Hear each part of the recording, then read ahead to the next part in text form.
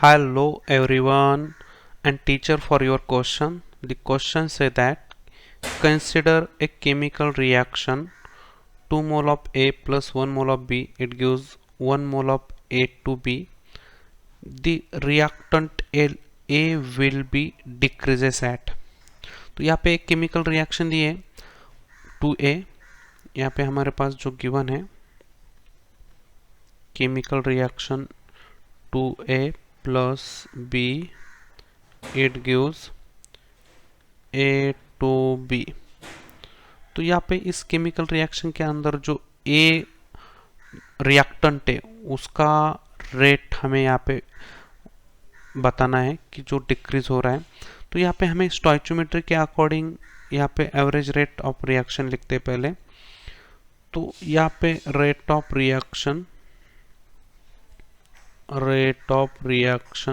जो है वो रहेगा हमारा माइनस, यहाँ पे पहले स्टोइचियोमेट्री यहाँ पे डिवाइड हो जाएगी, minus change in concentration of A by change in time is equal to, यहाँ पे स्टोइचियोमेट्री एक है तो यहाँ पे minus change in concentration of B by change in time is equal to यहाँ पे plus change in concentration of A to B by change in time.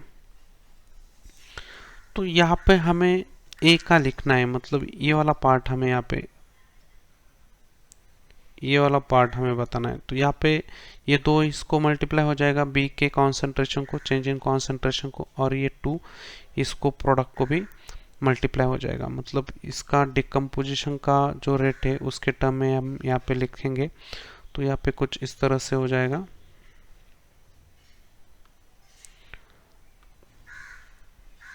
change in concentration of A by change in time is equal to, यहाँ पे 2 mole change in concentration of B by change in time, और इसको ऐसा भी लिख सकते हैं minus change in concentration of A by change in time is equal to, यहाँ पे इसको भी वो मल्टीप्लाई हो जाएगा, change in concentration of A to B by change in time.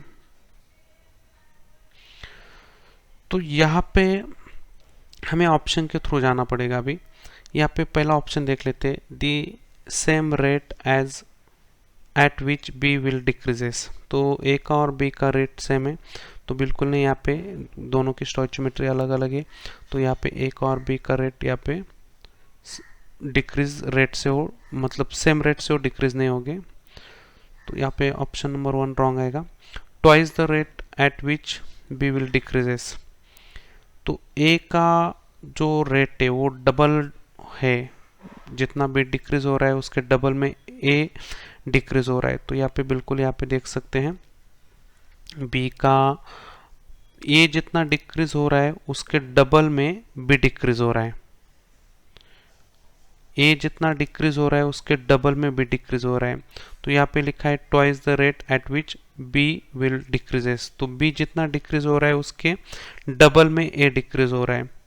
तो यहाँ पे ऐसा तो नहीं हो रहा है, यहाँ पे डबल में तो बी डिक्रीज हो रहा है, तो ए तो डबल में डिक्रीज नहीं हो रहा है, तो यहाँ पे ये भी रॉन्ग आएगा।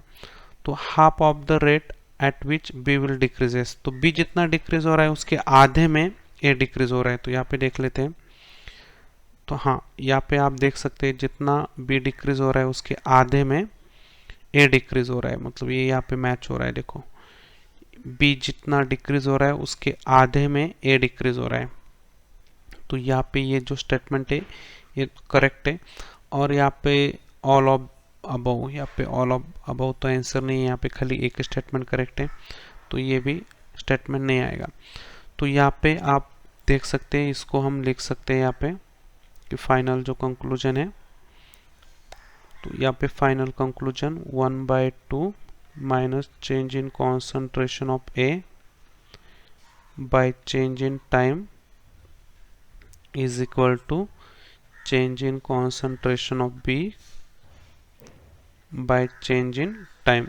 तो जितना बी डिकम्पोज हो रहा है उसके आधे में ए डिकम्पोज हो रहा है। This is the correct statement. तो दोनों डिक्रीज हो रहे हैं, तो यहाँ पे option number 3 is a correct answer. I have to understand the explanation. Thank you.